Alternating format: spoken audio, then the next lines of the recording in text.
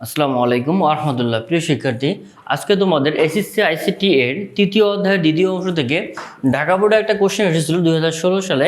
অর্থাৎ একটা ফাংশন দেওয়া ছিল, গ নম্বরে বলেছিল ফাংশনের জন্য সত্য সারণী বের করো এবং ঘ নম্বরে এটাকে ন্যান গেটে দেখাতে বলছে। যদিও কোশ্চেনটা একটি সহজ, বাট আমি তোমাদের সাজেস্ট করব সহজ হলে এগুলো প্রচুর পরিমাণে প্র্যাকটিস করবা, কারণ এই ধরনের কোশ্চেন ইদানিং প্রচুর পরিমাণে বোর্ডে আসতেছে তোমাদের, এবং এমনকি তোমাদের কলেজেও থাকতেছে। সুতরাং এই ধরনের কোশ্চেনগুলো প্রচুর প্র্যাকটিস করতে হবে এবং কিভাবে তুমি ব্যাপারগুলো মেনটেন করতে পারো, অর্থাৎ স্টেপ বাই স্টেপ সলভ করতে পারো। তো আজকের এই ভিডিওতে আমরা দেখব। দেখো প্রথমে কি বলছে, এফ কে সত্যক সারণীর সাহায্যে দেখাতে বলছে। তাহলে এটাকে আমরা সত্যক সারণীর সাহায্যে এখনই দেখাবো। তাহলে দেখো আমাদের এখানে ভেরিয়েবল কয়টা, এ বি সি তিনটা ভেরিয়েবল রয়েছে, তাই না? তাহলে আমরা একটা কাজ করি, ট্রুথ টেবিলটা ড্র করে ফেলি। তাহলে দেখো এখানে আমার তিনটা ভেরিয়েবল, একটা এ এর জন্য একটা ঘর নিব, তারপর একটা বি এর জন্য একটা ঘর, আর একটা হচ্ছে আমার সি এর জন্য ঘর নিব। এবং আমি তোমাদের বলেছিলাম যে এখানে যখন ভেরিয়েবল তিনটা হবে, তুমি টেকনিক্যালি কীভাবে ইনপুটগুলো নিতে পারো, এটা কিন্তু নিজের মতো করে ধরে নিতে হয়। নিজের মতো হলেও একটা সিকোয়েন্সিয়াল মেনটেন করতে হয় আর কি। তা কীভাবে সিকোয়েন্সটা মেনটেন করবো, দেখো এখানে যদি এখানে ইনপুট কয়টা হবে সেটা ডিপেন্ড করে to to the power variable সংখ্যা কয়টা। ভেরিয়েবল সংখ্যা হচ্ছে তিনটা, তাহলে আমার ইনপুট কয়টা হবে, টু টু দি পাওয়ার 3 মানে কত, 8, তাই না? আমাদের ইনপুট হবে কয়টা, 8টা। কীভাবে 8টা নিব, দেখো এই একটা 0 একটা 1 একটা 0 একটা 1 কয়টা, 4টা হলো না, আরও 4টা নেব, একটা 0 একটা 1 একটা 0 হচ্ছে একটা 1। তাহলে দেখো এখানে কিন্তু আমার 8টা হয়ে গেছে। একটা 0 একটা 1 নিব, এবার এটাকে ডাবল করে দিব। ডাবল করে দিলে কি হবে, 00 11 আবার হচ্ছে 00 দেন হচ্ছে 11। এবার দুইটা 0 হলো না, এবার ডাবল করো, দুইটা ডাবল করলে কটা হবে, 4টা। তাহলে এই যে 4টা 0 দেন আমরা কি করব, এই যে 4টা 1 দিব। তুমি যখন এটা ক্যালকুলেশন দেখবা যে এই যে 3টা 0 মানে হচ্ছে 0 এর বাইনারি, এটা হচ্ছে 1 এর বাইনারি, দেন শেষেরটা হচ্ছে 7 এর বাইনারি। তার মানে এখানে 8টা ইনপুট হওয়ার অর্থ হচ্ছে সংখ্যাগুলো শুরু হবে কত, 0 থেকে 7 পর্যন্ত যাবে। যাক, এটা না জানলেও হবে, তুমি যেটা করবা একটা 0 একটা 1, তারপরে দুইটা 0 দুটো 1, তারপরে করা 4টা 0 4টা 1 ডাবল করে দিবা। ওকে, তাহলে দেখো এবার আমার কি লাগবে, এ প্রাইম লাগবে একটা। এ প্রাইম কিভাবে পাবো আমরা, এ প্রাইম পাবো হচ্ছে এ এর ঘরটাকে উল্টালে। তাহলে এখানে এর ঘরে 4টা 0 আছে না, এই 4টাকে 1 করে, অর্থাৎ 0কে উল্টালে 1 হয়ে যাবে। এই 4টা 1কে উল্টালে 4টা কি হয়ে যাবে, 0 হয়ে যাবে। অর্থাৎ 0 থাকলে 1, 1 থাকলে কি হবে, 0 হবে, তাই না? আচ্ছা, আমাদের বি প্রাইম লাগবে। আচ্ছা, আমরা একটা বি প্রাইম নিয়ে নেই। তাহলে এটা হচ্ছে আমার বি প্রাইমের ঘর। তাহলে এই বির ঘরটাকে উল্টাও, এই 0 থাকলে কি হবে, 1 হবে। তাহলে দেখো এখানে দুইটা 0 আছে, দুইটা 1 দাও, দুইটা 1 থাকলে কি করবো, দুইটা 0, আবার দুইটা 0 আছে, দুইটা 1, দুইটা 1 থাকলে কি হবে, দুটা 0 হবে, তাই না? ওকে, তো তাহলে এবার আমরা কি করব, এ প্রাইম বি বের করব। তাহলে এই যে এ প্রাইম বি, এই যে এ প্রাইমের ঘর এটা আর বির ঘর, এটা কি অবস্থায় আছে, দেখো গুণ অবস্থায় আছে। তাহলে গুণ করে দাও, এ প্রাইম বি 0 আর 1 গুণ করলে হবে কত, 0, আবার 0 1 গুণ করলে হচ্ছে 0, এই 1 আর 1 গুণ করলে হবে 1, 1 1 গুণ করলে হবে 1, তাই না? দেন 0 0 গুণ করলে 0, দেন এখানে 0, 1 আর 0 গুণ করলে হবে 0, 1 0 গুণ করলে হবে 0, তাই তো? আচ্ছা, আমাদের এটার কাজ শেষ। এবার কি করব, বি প্রাইম সি বের করবো, তাই না? তাহলে বি প্রাইম আর সি, দেখো বি প্রাইম সি কোথায় আছে, এটা হচ্ছে বি প্রাইমের ঘর, এটা হচ্ছে কি সি এর ঘর। তাহলে আমরা বি প্রাইম এবং সিটাকে কি করবো, এবার গুণ করে দিব।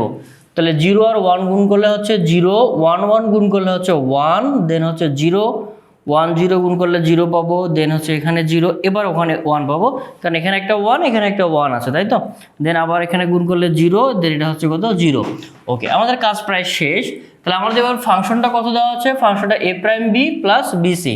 তাহলে আমরা এখানে কি লিখে দিব, এ প্রাইম বি প্লাস হচ্ছে বি প্রাইম সি, এটাই হচ্ছে আমাদের লাস্ট ফাংশন। তুমি চাইলে এটাও লিখতে পারো অথবা সিম্পলি এখানে এফ দিতে পারো, কারণ এইটা মানেই কিন্তু হচ্ছে কত, এফ, তাই না? আচ্ছা, তাহলে এবার আমরা কি করব, এই ঘর আর এই ঘর যোগ করব। 0 0 যোগ করলে 0, 0 1 যোগ করলে হচ্ছে 1 1 1, এবার 0 0 যোগ করলে হচ্ছে 0, 0 1 যোগ করলে 1, তারপর হচ্ছে 0, তারপর হচ্ছে 0। ওকে, তাহলে এই হচ্ছে মূলত আমাদের গ নম্বরের অ্যান্সার। তুমি এই সারণীটা দিলেই তুমি এখানে 3-এর মধ্যে 3 পেয়ে যাবা, কোনো সন্দেহ নেই। ওকে, তাহলে এই ব্যাপারটা যদি আমি আরেকবার তোমাকে রিক্যাপ করে দেই, সে ব্যাপারটা হলো এরকম। আমাদের ভেরিয়েবল দেখো এ বি সি, তিনটা ভেরিয়েবল, এই তিনটে আমরা নিজেদের মতো করে ধরে নিলাম, তাই না? আর যেহেতু তিনটা ভেরিয়েবল, তাহলে ইনপুট হবে কয়টা, 8টা হবে। ওকে, তারপর এবার কি করব, আমার যদি এ প্রাইম এবং বি প্রাইম আসে, তাহলে এ এর ঘরটাকে উল্টায় এ প্রাইম পাইলাম, বি এর ঘরটাকে উল্টায় বি প্রাইম পাইলাম। আমাদের লাগবে কি এ প্রাইম বি, এই যে এ প্রাইম আর বিটাকে গুণ করে আমরা এখানে নিয়ে আসলাম, আর এই যে বি প্রাইম আর সি গুণ করে এখানে নিয়ে আসলাম, তাই তো। আর আমাদের লাস্ট ফাংশন ছিল এ প্রাইম বির সঙ্গে বিসি যোগ করা, তাহলে এ প্রাইম বি এটার সঙ্গে বিসিটা আমি যোগ করে এই লাইনটা পেলাম। মূলত এই লাইনটাকে দেখে ডিসিশন নেওয়া হয় যে তোমার অ্যান্সারটা সঠিক হয়েছে কিনা। তো অবশ্যই এটা খুব সতর্কতার সহিত দিবা, এবং আমি তোমাদের সাজেস্ট করব যদি তোমার পরীক্ষায় লাইনগুলো তুমি এলোমেলো করে লেখো তাহলে কিন্তু ভুল হওয়ার চান্স আছে। সুতরাং সেক্ষেত্রে তুমি কি করতে পারো, এভাবে তুমি কিন্তু বর্ডার বা মার্জিন টেনে লাইন টেনে নিতে পারো। এভাবে লাইন টেনে নিলে তোমার কিন্তু লাইনগুলো এলোমেলো হওয়ার চান্স কমে যাবে এবং ভুল হওয়ার সেক্ষেত্রে সম্ভাবনা কম থাকবে। ওকে, তাহলে আমরা কাজ করি, এটা মুছে দেই। দেখো ঘ নম্বরটা তুমি সলভ করতে পারবা কিনা একটু দেখো দেখি।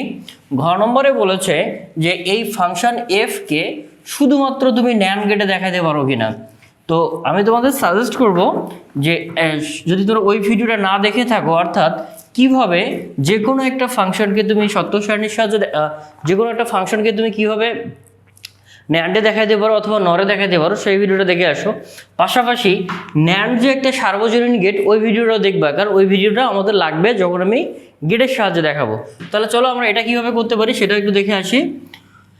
আমাদের ফাংশনটা কি দেওয়া আছে, ঘ নম্বরের অ্যান্সার আমরা করতেছি। এফ ইকুয়াল টু দেওয়া আছে A prime B plus B prime C, তাই তো। তাহলে আমরা লিখে ফেলি, এটাকে কিসে দেখাইতে হবে, এটাকে দেখাইতে হবে ন্যান্ড গেটে। আচ্ছা দেখো দেখি, আমরা যদি ন্যান্ড গেটে দেখাতে যাই, ন্যান্ডে কে আছে, ন্যান্ডে আমাদের অ্যান্ড আছে, তাই না। আর অ্যান্ড কিসের কাজ করে, অ্যান্ড কিন্তু আমাদের গুণের কাজ করে। তো এখানে গুণ আছে, এখানে গুণ আছে, সমস্যাটা হচ্ছে দেখো এইখানে একটা যোগ চিহ্ন আছে, এই যোগটাকে আমাকে সরাতে হবে। কীভাবে সরাতে পারি দেখো, তাহলে আমরা লিখতে পারি এ প্রাইম বি প্লাস হচ্ছে বি প্রাইম সি। আচ্ছা তোমরা একটা জিনিস জানো না, সেটা হচ্ছে এই যে ডাবল প্রাইম থাকলে এটা উঠে যায়, তোমরা সকলেই জানো এটা, কারণ এই অধ্যায়ে এটা একটা বিখ্যাত সূত্র, অর্থাৎ এটা আমরা প্রায় সময় ইউজ করি। কোনো ক্ষেত্রে যদি ডাবল প্রাইম থাকে সেটা উঠে যায়, তাহলে আমরা কি করতে পারি, এর উপর দুটো ডাবল প্রাইম নিতে পারি, কারণ ডাবল প্রাইম দুটো উঠে যাবে, এটা আমরা ইজিলি নিতে পারি, এখানে কোনো সমস্যা নেই। আচ্ছা এবার আমরা কি করব, এখানে একটা ডিমর্গানের সূত্র অ্যাপ্লাই করব। ডিমর্গানের সূত্রটা এরকম যে এ প্লাস যদি বি প্রাইম থাকে তাহলে এটাকে লিখতে পারি এ প্রাইম ইন্টু বি প্রাইম। আচ্ছা এইটাকে যদি তুমি এ ধরো, এটাকে যদি বি ধরো, এ প্লাস বি প্রাইম, এ প্লাস বি প্রাইম, তাহলে কি লেখা যাবে এ প্রাইম ইন্টু হচ্ছে কি বি প্রাইম। আচ্ছা উপরে প্রাইমটা কিন্তু আমরা কাজ করি না, আমরা কোন প্রাইমের কাজ করছি, এটাকে এ প্লাস বি এই প্রাইমের কথা বলছি। তাহলে এ প্রাইম ইন্টু বি প্রাইম, অর্থাৎ এখন যদি মনে করো তোমার এখানে আরও একটা প্রাইম থাকতো তাহলে তুমি এইভাবে একটা প্রাইম দিয়ে দিতে, তাই না। তাহলে আমরা কাজ করে এই প্রাইমটা দিয়ে দিই। এখন দেখো আমাদের কিন্তু কাজ শেষ, আমাদের এইখানে সবগুলোই কিন্তু এবার গুণে কনভার্ট হয়ে আছে, অর্থাৎ এখানে কিন্তু আর কোনো গুণ ছাড়া অন্য কোনো চিহ্ন বা অপারেটর নেই, তাই না। তাহলে এইটাকে আমরা এবার ন্যান্ড গেটের সাহায্যে দেখাবো। কীভাবে দেখাতে পারি দেখো, তাহলে আমি এখানে এ এর একটা ঘর নিব, এখন একটা গেট আছে যেটা নটের কাজ করে, দেখো এটা কিন্তু নট গেট না, এটা হচ্ছে একটা ন্যান্ড গেট, কিন্তু কাজ করে কার মতো, নটের মতো। তাহলে এখানে যদি আমি এ দেই তাহলে কি পাবো, এ প্রাইম পাবো। আবার আরেকটা যদি আমি বি এর ঘর নেই, সেম গেটটা যদি আরেকবার নেই তাহলে দেখো এখানে আমি কি পাবো, বি প্রাইম পাবো, তাই তো। আচ্ছা এ প্রাইম এবং বি গুণ অবস্থায় আছে, এটা হচ্ছে এ প্রাইমের ঘর, দেখো এই লাইনটা হচ্ছে বি এর ঘর, এটা গুণ অবস্থায় আছে, তাহলে এটাকে যদি অ্যান্ড গেট দাও তাহলে পাবা হচ্ছে এ প্রাইম বি, এটাকে যদি ন্যান্ড করে দাও তাহলে এ প্রাইম বি তার উপর প্রাইম পাবো, আর এটা কি আছে বি প্রাইম সি, তাই না। আচ্ছা আমাদের কি দেখো একটা সি এর ঘর লাগবে, তাই না। তাহলে আমরা একটা কাজ করি, সি এর জন্য একটা ঘর নিয়ে নেই, তাহলে বি প্রাইম এবং সি, তাহলে এটা হচ্ছে বি প্রাইম এবং এটা হচ্ছে সি এর ঘর, তাহলে আমরা নিয়ে নেই, সেটা হচ্ছে বি প্রাইম সি, এটাকে ন্যান্ড করে দিলে তার উপর প্রাইম হবে। এই দুইটা দেখো গুণ আছে, তাই না। আচ্ছা এটাকে যদি তুমি একটু একসঙ্গে নিয়ে এসে এটাকে গুণ করে দাও তাহলে কি পাবা, এইটার এটা গুণ হয়ে যাবে, তাই না। তাহলে গুণ হলে কি হবে, এ প্রাইম বি ইন্টু হচ্ছে কত, বি প্রাইম সি, তার উপর গুণ হয়ে গেল। কিন্তু আমি কি অ্যান্ড গেট ইউজ করতে পারবো না, তাহলে আমাকে ন্যান্ড করে দিতে হবে, আর ন্যান্ড করে দিলে তার উপর প্রাইম হয়ে যাবে, তাই না। দেখো তো এই জিনিসটা আর এইটা একই কি না। তাহলে এটা হচ্ছে একটা ফাংশন যেটা শুধুমাত্র তুমি কোন গেট দিয়ে দেখাইলা, ন্যান্ড গেট দিয়ে দেখাইলা, তাহলে আমরা বলতে পারি আমাদের ঘয়ের অ্যান্সারটা পারফেক্টলি হয়েছে। তাহলে এতটুকু লিখলে তুমি 4-এ 4 পাবা, এখানে কোনো সন্দেহের সুযোগ নেই আর কি।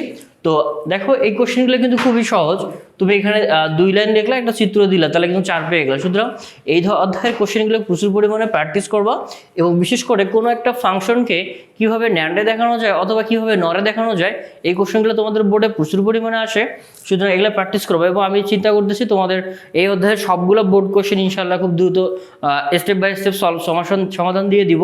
সুতরাং তোমরা ওই ভিডিওগুলো ভালো করে দেখবা, আর কোথাও সমস্যা হলে অবশ্যই তো জানাবা, বা তোমরা কোন ধরনের ভিডিও চাও সেটাও জানাই দিবা। এবং তোমরা কে কোথা থেকে দেখতেছো তোমাদের জেলার নামটা একটু কমেন্ট করে আমাকে জানাই দিও, তাহলে আমি বুঝতে পারবো যে কোন জেলা থেকে আমার পরীক্ষার্থী বেশি আছে, বা ট্রাই করবো ওই ধরনের বোর্ডের কোশ্চেনগুলো আমি আগে সমাধান দিতে। তো দেখা হবে তোমাদের সঙ্গে পরবর্তী কোনো এক ভিডিওতে। সেই পর্যন্ত ভালো থাকো, সুস্থ থাকো। আসসালামু আলাইকুম ওয়া রাহমাতুল্লাহ।